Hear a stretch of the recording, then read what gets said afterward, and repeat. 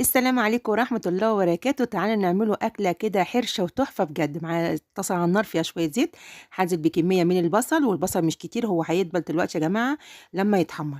هاديله بقى تشويحة حلوة كده لما يبقى لونه جولد كده أو دهبي فاتح. وبعد كده هانزل عليه بمعلقة من الفلفل الحامي. الفلفل بقى حامي بارد براحتك خالص، بس هو لما يكون سبايسي كده بتبقى تحفة يا جماعة.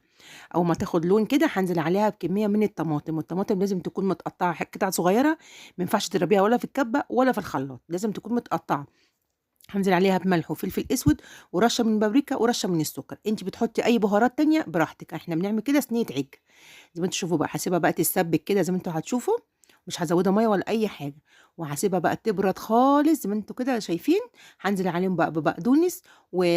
وشبت. عندك كزبره حطي، انا ما كانش عندي. بصوا كده زي ما انتم شايفين، لازم يكون الخليط بارد يا جماعه، لازم يكون الخليط بارد. هنزل عليهم باربع حبايات من البيض وهخلطهم كده مع الخليط زي ما انتم شايفين. وهنزل بقى بمعلقتين دقيق وربع كوبايه من الميه ورشه بسيطه من البيكنج باودر، ودي ماده الربط يا جماعه بتاعه العجه. هانزل كده في الصينية بتاعتنا، وهاخلطهم كده كلّهم مع بعض. هاحضّر بقى الصينية بتاعتنا أكون دهناها بقى شوية زيت، وهانزل بقى بالخليط ده كلّه. وطبعًا الفرن يكون شغّال. قبليها كده وأنتِ بتشغّلة فيها تكوني الفرن شغّال قبليها يعني إيه ب5 أو 10 دقايق. هادخّلها بقى الفرن وشوفوا بقى الجمال والريحة، وبجد تحفة مع شوية بطاطس. وعاملة بتنجان وفلفل بالخل والتوم، كانت خطيرة يا جماعة. شوية عيش بقى كده بجد تحفة. بُصّوا هشة وجميلة وبجد تحفة. يا رب تجرّبوها، يا رب الوصفة تعجبكم.